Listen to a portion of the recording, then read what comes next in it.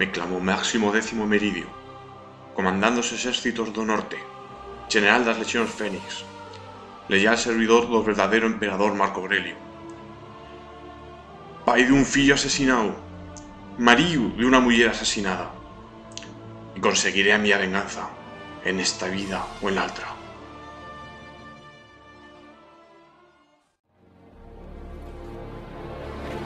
¡Armas!